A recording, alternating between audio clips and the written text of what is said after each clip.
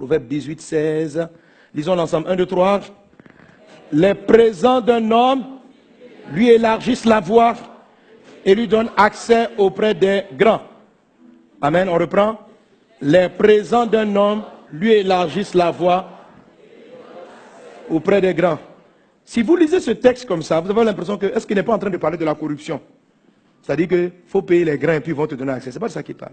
D'abord, comprenez que la personne dont il est question n'a pas accès aux grands. Grand, ça veut dire les positions élevées. Grand, ça veut dire traiter avec ceux qui ont le pouvoir. Grand, c'est vous donne accès auprès des grands, c'est-à-dire des gens qui ont la capacité de décision, vous ouvrent leurs portes et viennent à votre secours, viennent vous aider. Il y a des gens qui ont un type de faveur, et moi je crois que Dieu m'a fait bénéficier de cela. Oh, oui. Vous savez, plus j'étudie les bénédictions, je dis Seigneur, c'est trop puissant la bénédiction d'Abraham. Elle est forte. Quand vous êtes coincé, vous voyez des gens qui s'élèvent. Ça peut être des chefs d'État. Je me suis rendu compte que, par exemple, la plupart des pays où je vais faire les croisades, je n'ai pas de demande officielle pour rencontrer les chefs d'État. Je n'écris pas, pourrais-je rencontrer le président? Non, je ne fais pas ça. Je vais dire, j'allais faire ma croisade et puis je vais partir. Mais ces dernières années, en Centrafrique, par 2 fois, j'arrive, accès au chef de l'État, accès au Premier ministre. Le président même apprend que j'arrive. Il fait descendre son ministre des cultes qui vient m'accueillir à l'aéroport. Je dis, moi aussi, cela m'arrive. J'étais surpris. Parce que j'aime voyager très relax. Je suis toujours en basket, un pantalon. Souvent, je mets un pantalon chasseur, c'est quand je voyage. Et puis un petit.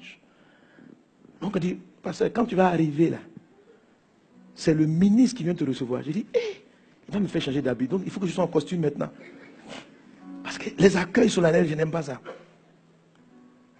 Mais comment ces faveurs-là sont données? Je me dis, c'est un autre secret. Ce n'est pas seulement ta vie de prière. Ce n'est pas seulement les offrandes que tu fais à Dieu. La clé, c'est ce texte-là. Il dit, c'est la façon dont tu fais des présents. Pas aux gens, pas aux riches. C'est l'art de faire des cadeaux aux gens qui élargissent la voix d'une personne. Et qui va faire que les gens de décision vont lui être favorables. Ce n'est pas les présents que tu leur donnes. C'est les présents que tu fais dans ta vie qui t'ouvrent ce genre de porte. Est-ce qu'on est ensemble? Est-ce qu'on est ensemble? Autrement dit, un chrétien qui ne fait pas beaucoup de cadeaux, sa voix va rester étroite. Et il va se faufiler pour essayer d'avoir accès. C'est-à-dire quand tu demandes rendez-vous, on te chasse. On dit reviens plus tard. Mais quand tu es quelqu'un qui a cultivé l'art de faire du bien autour de toi, des portes te seront ouvertes, ça va élargir ta voix et ça va te donner accès à des gens qui ont des pouvoirs de décision. Donc quand bien même une malédiction va créer une condamnation, la faveur qui est dans ta vie, la grâce vis-à-vis des hommes t'ouvrira une porte surnaturelle. Que cela soit ton partage au nom de Jésus. Et la Bible dit c'est les présents. C'est quoi les présents? Les présents, ce sont des dons, ce sont des cadeaux, ce sont des grâces qu'on accorde à d'autres personnes. Un présent, c'est un don immérité. Lorsque un don est mérité, ce n'est pas un cadeau, c'est un salaire. Vous me suivez? C'est un salaire. Si tu dis à ton enfant, si tu travailles bien, je vais t'acheter ce jouet, ce n'est pas trop un cadeau. L'enfant le mérite. Ok? Donc, dans la vie, il y a ce qu'on appelle des salaires. Le cadeau, il est toujours normalement immérité. C'est-à-dire, c'est une décision délibérée que tu prends de faire plaisir à quelqu'un. De faire plaisir à quelqu'un au-delà même de son attente. Ce qu'on appelle la grâce, où Dieu vient t'ouvrir des portes, il t'offre des vacances, il te fait plaisir. Il te donne ce que tu n'as pas fourni. Tu fournis un travail et puis Dieu te donne au-dessus. C'est un cadeau. Et la Bible dit, c'est par l'abondance de la grâce. C'est-à-dire, c'est les cadeaux comme ça de Dieu là, qui t'élèvent. Mais comment toi tu les actives? C'est là, c'est vrai, tu adores Dieu, mais de donner aux gens. Donne aux gens, fais des dons aux gens qu'ils ne méritent pas d'avoir. Donne-leur au-delà. Quels sont les chrétiens qui ont des problèmes avec ce texte? Ce sont des gens qui donnent aux gens ce qu'ils méritent, toujours. Si quelqu'un a travaillé pour toi et que son travail mérite 50 000, si tu as trop fait, c'est 55 000. Le jour, on va te demander, mais patron, un jour quand même. À cause de quoi? Quand on a signé le contrat, on a signé quoi? Dis-moi, non, on a signé quoi? Patron, non, on a signé 50 000, mais vraiment, c'est difficile en ce moment. Non, il ne faut pas m'énerver.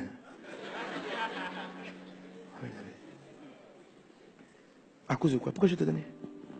Tu vois, tu es juste. Ce que tu fais, c'est de la justice. Tu es correct. Tu donnes aux gens ce qu'ils méritent. Tu n'es pas méchant. Tu ne vas pas donner moins que ce qu'ils méritent. Ce que tu as promis, c'est ce que tu fais. Mais en fait, quand tu fais comme ça, Dieu aussi est comme ça avec toi. Il te donne ce que tu mérites, quoi. Voilà. Ce que tu as travaillé pour avoir, là, c'est ce qu'on va te donner. On ne va pas te donner au-delà. Est-ce que quelqu'un est avec moi?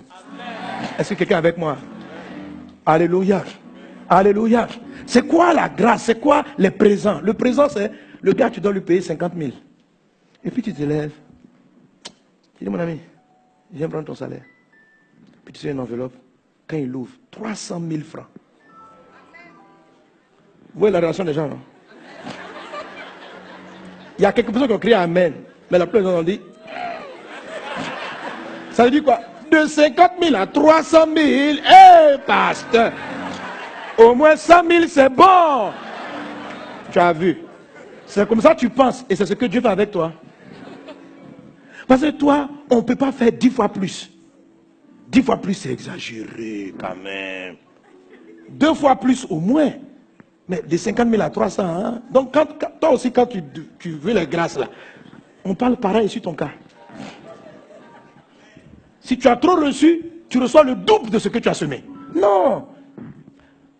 Faites des présents, surprenez les gens. Faites du bien aux gens. Je n'ai pas dit de le faire tout le temps. Si quelqu'un mérite un salaire de 50 000, que tous les jours tu lui donnes 300 000, 300 000, il va finir par croire que c'est son salaire. Non, non, non. Régulièrement, 50 000. 50 000. Et puis un jour, 500 000. Patron, pourquoi? Non. J'ai eu à cœur de te donner ça. Mais qu'est-ce que j'ai fait? J'ai bien travaillé? Non, non, non, non. Tu es là. J'ai voulu bénir Dieu parce que tu es là. C'est une faveur de t'avoir. 500 000. Et puis là, patron, vous n'avez pas aidé. Ça règle tellement de il va commencer à pleurer. Pourquoi? Non, comme ça. 500 000 aujourd'hui. Pour 50 000. Ça vous fait accès. La Bible dit, c'est ce qui donne la grâce vis-à-vis des hommes. Et si vous faites ça quelquefois, même, ça veut dire, Dieu va activer tous les grains en votre faveur. Les gens ne pourront pas vous toucher. Mes amis, ça marche. J'ai vu déjà plusieurs fois, Lucien. En tout cas, personnellement, c'est quelque chose que je cultive beaucoup. En fait, une fois où vraiment j'ai senti, parce qu'il m'arrive d'avoir des expériences où je sens des anges présents autour de moi en train de célébrer Dieu. Et une fois, j'étais, ça fait un bon moment de cela, hein, j'étais à un arrêt de bus. Je m'apprêtais à prendre le transport pour rentrer à la maison, qui était à plusieurs kilomètres. Et puis il y a un enfant qui s'est approché, en haillon, un enfant de la rue, et qui est venu qui m'a demandé, tonton, j'ai faim. Il me restait juste 500 francs. Mon dernier billet. Mais c'était avant la dévaluation. Hein. Voilà. Il y en a qui sont nés après la dévaluation, je ne sais pas de quoi je parle. Avant la dévaluation, 500 francs. Ce n'était pas ce que tu connais. Hein. 500 francs, c'est puissant. C'est qu'avant, moi quand j'étais au primaire, 25 francs. 25, les anciens plus que moi là, avant 10 francs. On ne peut pas faire ça. Avec 10 francs, c'est le petit déjeuner. Oui. En tout cas, mon temps, c'était 25 francs. 25 francs. 25 francs. Quand j'entrais ça à l'école, parmi mes camarades de classe, j'étais le riche. 25 francs. 25 francs. 25 francs. J'achète du pain, les macaronis là-dedans. 25 francs. 25. Puis tu bois un petit jus. Le frigolo, les trucs là. Donc, Quand je sors de la classe, ah ben, mes parents me donnaient 25. Donc, les camarades viennent. Hé, Mohamed. Bon. Toi, tu es gentil à moi, tiens. 10 francs. 10 francs, il est content, il a eu quelque chose. Hey. Qui se souvient de la bonne période? À un moment donné, je ne sais plus, je suis passé dans quelle classe là, les parents ont donné 50 francs. Ah! Oh, aujourd'hui, si tu donnes 50 francs à quelqu'un, c'est comme si... 50 francs... C'est comme si tu l'as insulté. Il ne faut pas lui donner en même temps. C'est comme les gens qui aident à garer dans la rue là. C'est préférable que tu lui dis, mon ami, que Dieu te bénisse, et puis tu prends ta route pour partir, que de lui tendre, merci de m'avoir garé. Tiens, 50 ou bien 25. Il peut prendre pour te lapider. Bon. Donc tu vois un peu le temps. 500 francs. 500. L'enfant arrive, il dit, j'ai faim. Je regarde autour de moi, il n'y avait pas quelqu'un qui pouvait me faire la monnaie. Je l'ai regardé, puis je lui ai donné les 500. Et moi, j'allais marcher, plusieurs kilomètres pour entrer à la maison. Puis je lui ai donné tous les 500. L'enfant, quand il a pris, il a ouvert, et puis il a regardé. Il a commencé à pleurer. Il a crié. Il a commencé à courir. Il rentre sur la route. Je dis, il ne faut pas voir la voiture va te courir. Fais attention, petit. Il regarde. Il vient vers moi, il regarde. Et j'ai senti une telle joie. Et quand j'ai pris la route pour entrer à la maison, c'est comme si je sentais les anges là. J'ai marché plusieurs kilomètres et puis il faisait tard. Je marchais jusqu'à la maison. Mais c'est comme si je ne marchais pas. J'étais sur un nuage. Et sentir la joie des gens. C'est pourquoi on dit les présents d'un homme. Lui, il agisse la voix. Et vont lui donner accès. Vont lui donner accès. Est-ce que tu es quelqu'un comme ça? Est-ce que tu donnes aux gens ce que tout le monde mérite? Combien de fois tu surprends? Je ne parle pas de tes proches, ta famille, tes enfants. Est-ce que tu peux venir comme ça? Quelqu'un a fait un travail pour toi, le plombier a fini de travailler, c'est 5 000 francs son salaire. Et puis tu viens, tu dis, bon, tiens, 50 000. Les gens ont des problèmes pour faire des choses pareilles parce que ils regardent toujours ce qu'ils perdent. Tu sais, pour être prospère selon Dieu, il ne faut pas regarder ce que tu perds. Parce que tu vois l'argent qui va quitter ta poche. Il ne faut pas regarder ce que tu perds. Si tu veux aller loin, regarde ce qui est gagné. Qu'est-ce que tu gagnes? Tu gagnes la joie des gens. Tu gagnes, et ça là, ça t'ouvre des portes dans la vie. Et tu vas voir, le jour, des gens vont te surprendre. Des gens vont te donner 10 fois. Tu as fini de répondre à un marché. Le monsieur dit, monsieur, tellement votre travail est bien fait. On devait te payer 300 000 francs. Le monsieur dit, monsieur, 3 millions. Et puis dorénavant, tous les marchés sont à vous. Tu dis, mais je ne comprends pas. Je suis en concurrence avec de grosses entreprises. On dit, mais on ne sait pas. Tu vas te rendre compte que même quand tu n'as pas de parents haut placés et que les gens qui sont là ne te connaissent pas, à cause de cette culture, à cause de la manière dont tu traites le petit mécanicien, tu traites le petit plombier, cette habitude-là va t'ouvrir les portes. Jésus-Christ croissait en grâce devant Dieu et devant les hommes. Ça, c'est le dernier élément pour maximiser les opportunités et neutraliser la malchance. Que la grâce et la paix du Seigneur soient avec toi. Que cette parole porte du fruit dans ta vie au nom de Jésus. Cette semaine, fais du bien à quelqu'un. Cultive l'art de faire du bien à quelqu'un. Cultive l'art de faire des présents. Surprends des gens, fais-les de bien. Alléluia. Fais-le de temps en temps. Ce n'est pas quelque chose qu'on fait tout le temps. Mais fais-le souvent. Fais-le souvent. Maximise ce genre d'attitude-là. Et tu vas voir ce qui va se passer. Tu vas voir des gens que tu ne connaissais même pas qui vont t'appeler. Des potes. Tu vas dire, mais pourquoi j'ai trouvé grâce devant ce monsieur? Pourquoi tout le monde est dans les rangs? On vient te chercher. On te met devant. Des choses comme ça. Tu arrives, tu voyages, tu es assis quelque part là-bas en classe de cours. On vient te prendre. Dis, monsieur, excusez-nous, venez. On vous fait asseoir. Tu regardes, tu es assis en première classe, en business, tu es avec les gens. Moi-même, je dors à côté du ministre. Ah, je ne sais pas pourquoi. Et puis, tu n'as aucune idée. C'est Dieu. Quand Dieu approuve les voix d'une personne, il dispose tout. en sa faveur. Alléluia. On va se tenir debout, on va prier le Seigneur. Acclame Jésus.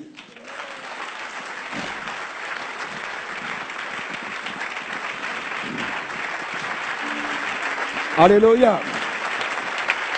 Amen. On va prier le Seigneur. Amen. Si je veux bénéficier de beaucoup de grâce, je dois faire beaucoup de grâce moi aussi. Je dois être rempli, être un homme plein de grâce vis-à-vis des gens. Prions le Seigneur. Seigneur Jésus, que ta parole porte du fruit dans notre vie. Que ta parole porte du fruit dans notre vie. Brenda baba sheta rababros. Praide glorianda brada soro barala glorianda bros. Renda baba baba sheta radabrai.